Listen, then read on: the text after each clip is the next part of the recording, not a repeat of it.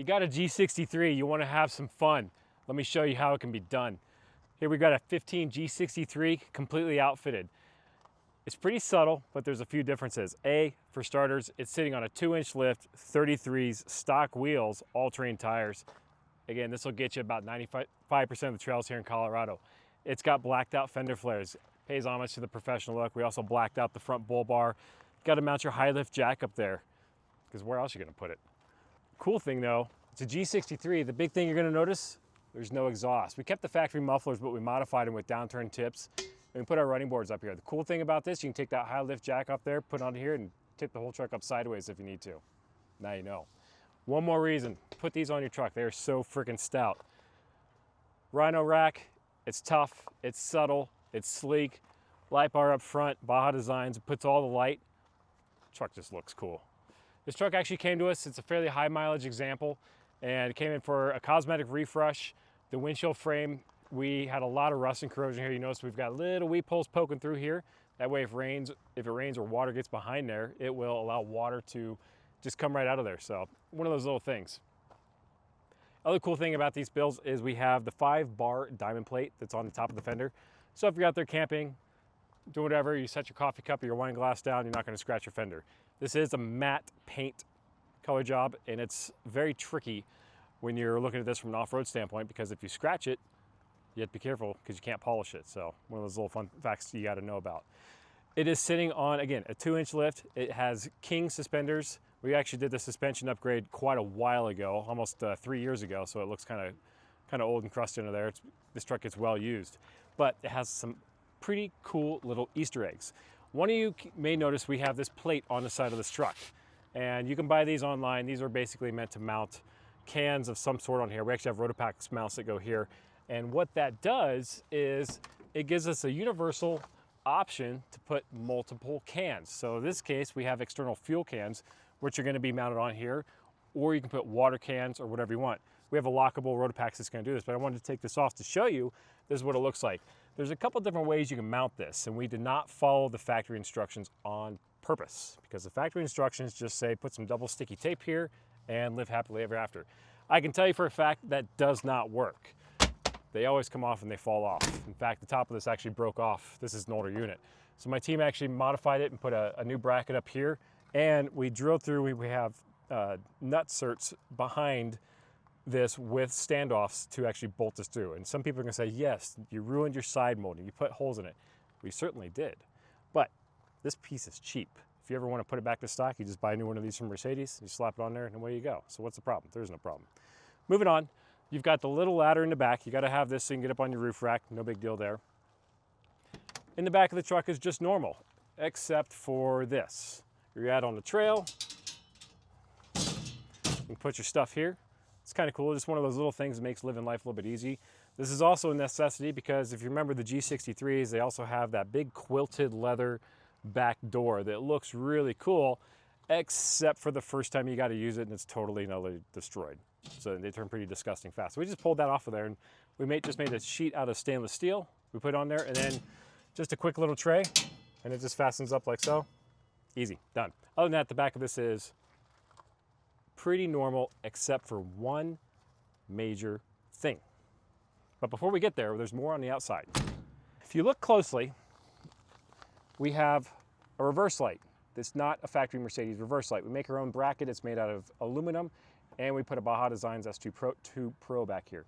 Reason is factory Mercedes reverse lights really suck. Yes, I said it, Mercedes. If you're listening, fix it. This is our solution. This basically lights everything up, and if someone's walking up behind you, you will blind them, but you can see everything, and that's most important. Moving along over to here is we have an air chuck. It's an ARB air chuck, and this is for your onboard air, because we have an onboard air compressor built into this.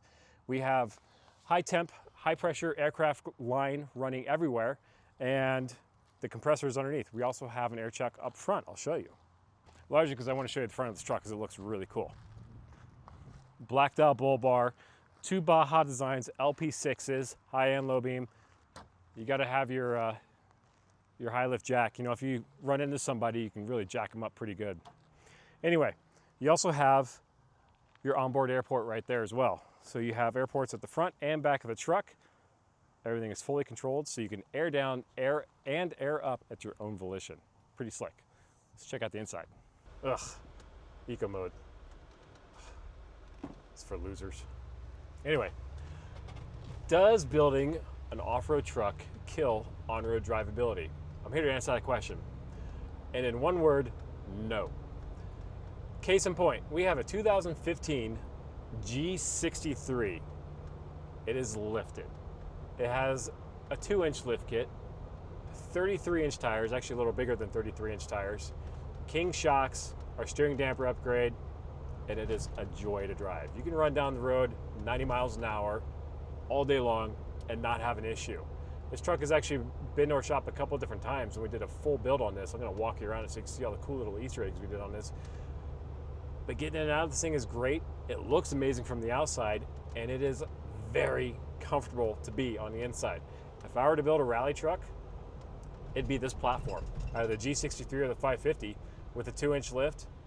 It is so daily driver usable. Let's check out the rest of the video. Let's talk about the cockpit. As you see, we've got a Switch Pros up front. This controls everything. It's a clean way to have multiple accessories, and you don't have wires running everywhere, and it handles a ton of power. This is actually the remote switch for it. We have the light bar at the amber section, the high and the low, and then the rear light, all lit up separately, and the air compressor controller. This is clean. It's all CAN bus based. We actually put the master back there. This is just the slave portion of it, but it's a quick and easy and efficient way to power all your accessories safely and cleanly without having to worry about fuses and relays and all that garbage.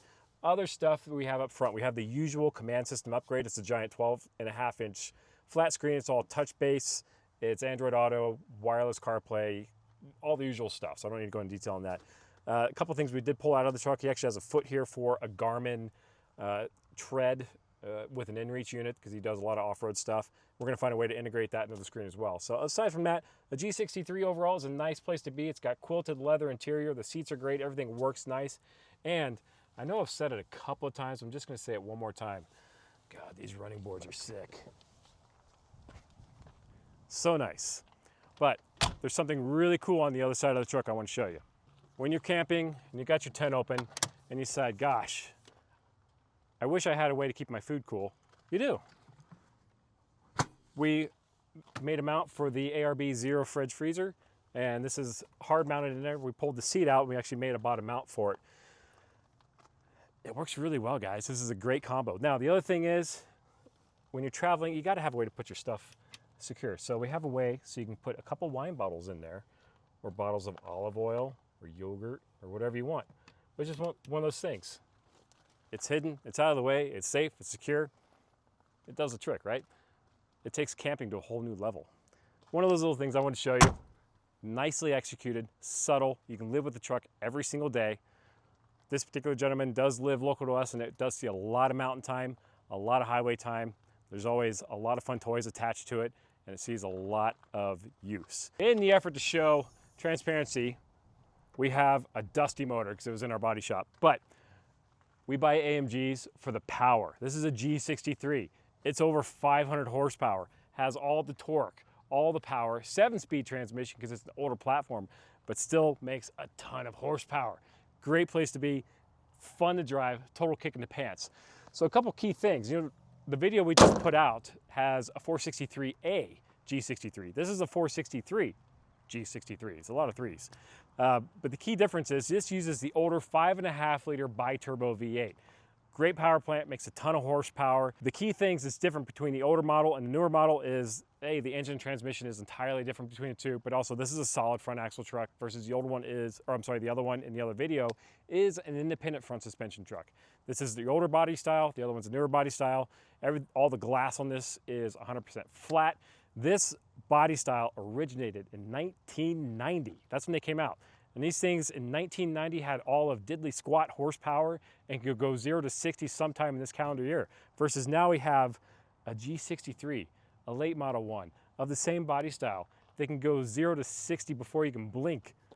God, what's not to like about that? Anyway, cool subtle differences between the two G63s, old versus new.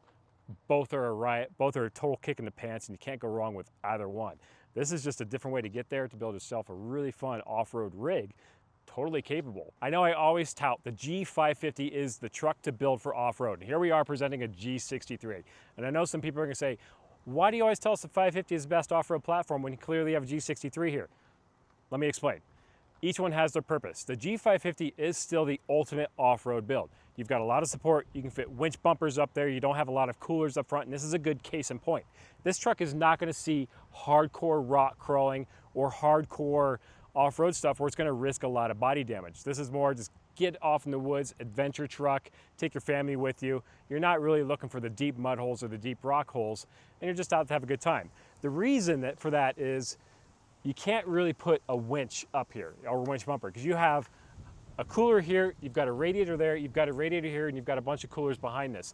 So you really cannot physically fit a winch here without causing any kind of major obstruction to the front of the vehicle and sacrificing the coolers up front. So I wanted to point that out up front. You can still build these, but you will sacrifice your ability to get out of deep holes or mud or deep snow because you can't put a winch up here, and there's really no aftermarket support for that at this time. I do know G-Wagon Overlanding is working on a front winch bumper for one of these.